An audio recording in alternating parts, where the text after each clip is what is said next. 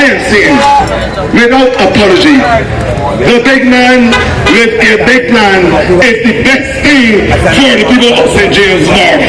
And I know that you would agree with me. Charles Blackman, when you can have a candidate who has admitted by virtue of relaying to you his personal challenges, but not only to say to you, do as I say, but he equally comes down to you to also say, do as I do. And he admitted that he's wearing a shirt with a little up, and he's having some challenges, but he's saying in the same way that he's having challenges, and he recognized that chronic non-communicable diseases are a challenge in this country as we speak. He is saying in the same way that we recognize that this is a challenge, I am prepared by my own example to start doing the right things.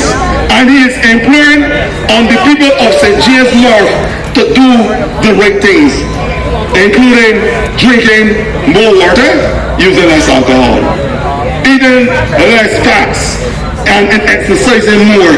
Those are the basic things that Chad has been preaching across the constituency, because we all know it. A healthy nation is indeed a wealthy nation. The Barbados Labour Party since 2018 has dispersed over $25 million in the trust funds program.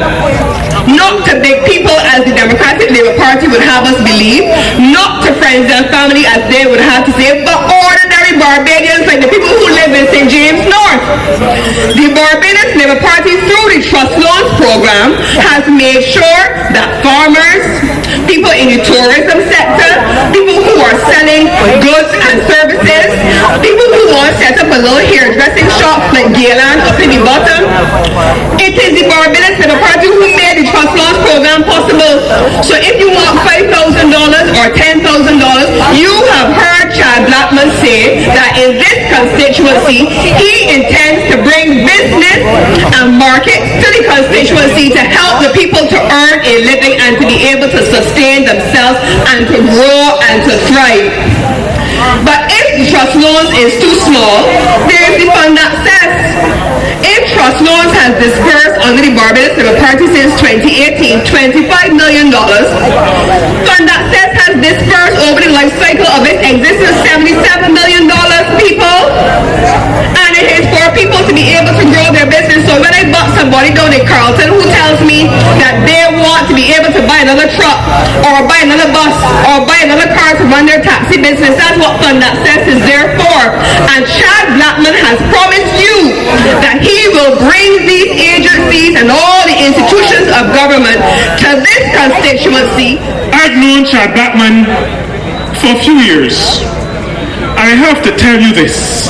I really have to tell you this. Lisa just spoke about Chad as an ambassador, Chad at the ILO. I have had, and I say this all the time, not the opportunity, but I've had the privilege to work with Chad Blackman. I spend a couple of weeks every year in Geneva at the International Labour Organization. And ladies and gentlemen of St. James North, Chad Blackman has distinguished himself. And this ain't nothing that nobody tell me. This is what I have witnessed myself in the halls of these international organizations in Geneva. I have gone to the ILO, and you know that even now, I was there in March. And in March, it seems as though as soon as you land, people asking you, how is Chad? How is Chad doing? How is he doing? How? We miss Chad. That is the stature of the man. But it goes beyond that. Even though ambassadors respect Chad, even though heads of government respect Chad, everybody knows that Chad has remained grounded. Chad has not allowed the fact that he mixes with all of these big shots to go to his head. it was obvious to us that in order to let the criminal element know that they have to take us seriously, that we had to do something about the cases. And we immediately appointed 5 new High Court judges. And then on the back of that, we appointed another 3. So 7 years ago when we came to government, there were only 2 criminal court judges, and today, ladies and gentlemen, we have 8. From 2 in 2018 to 8. In 2018, we only had 8 prosecutors in the DPP office. Only 8. Today, we have almost 20. At every single step of the way, this Barbados Labour Party administration did what had to be done to address the serious issue of crime. I remember as a little boy when I did something wrong, which wasn't very often. Then my mother said, wait till father come home. And I was so happy. I know by the time daddy come home, tired, he worried with that, licks forgotten. But there's a lesson, because if you don't address the crime early, it appears as though you're making sport. And so we had to do the things that were required in order to make sure that our criminal cases get through the system. Let me give you some figures. And if this is what being tough on crime, if they say that we are not tough on crime, well, they should listen to me now. Between January 2023 and June of 2024, that 18-month period, January 2023 and June last year, 589 criminal cases were done in the High Court by the 8 High Court judges and the 16 prosecutors that we have. Of those, 67 cases were murder cases. I want you to understand what I'm telling you. The system was limping along. And by making an important investment in our judiciary and in our judicial system, we were able to get rid of over 500, almost 600 cases in 18 months, including 67 murder cases. You've told all of Barbados, and you've gone over globally to say that Barbados is going to hell in a handbasket. But when the people of Barbados look around, we are getting roads right across this country. A build out of a road program.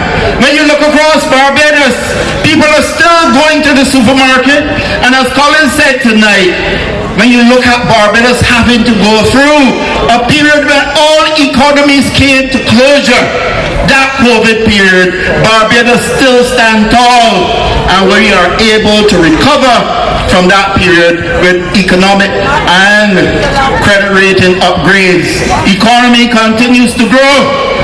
Upgrade after upgrade after upgrade. Many countries struggled after the COVID period. We are getting increased numbers in tourism. And would you believe that they will come to you and paint a picture of doom and gloom and ask you, who can reason for yourself, who can see for yourself where Barbados is going, and they're asking you to believe them that nothing right happens in Barbados when we are getting economic growth. It has nothing to do, and you've heard my background in international diplomacy, being at the ILO, being ambassador. Those things help, but it is not the reason. The reason is my mother and my parents and my community taught me the importance of service. And you will hear me say it time and time and time again. If you want to be the people's champion, you have to ensure that you can serve them. And from a young age, at 18, I started the journey of service at the voluntary level. And I did a lot of things throughout the years, but it afforded me the opportunity to understand people, to hear people, to feel people, to be able to empathize with them in their most dire of circumstances without sharing their business in public. Service is about humility. Service is about delivery. Service is about ensuring that people can get you when they need you. Service is also about saying a quiet prayer with a young man who is about to do something that he ordinarily would not do, but you bring him back from the precipice of disaster. Service isn't only about doing things in the public life. And I want to commit to you, the residents of Sion Hill and the surrounding communities, that if you give me the vote, if you give me the vote on May 21st, with God's help and your guidance, I will serve you. The IMF did not come here to Barbados as they came to Jamaica and handed a government a policy or set of policies. The IMF did not come to Barbados as they went to Trinidad and Tobago and to Guyana and to hand to the government a menu of policies. That which we went through, and that was offensive, that which we went through was homegrown.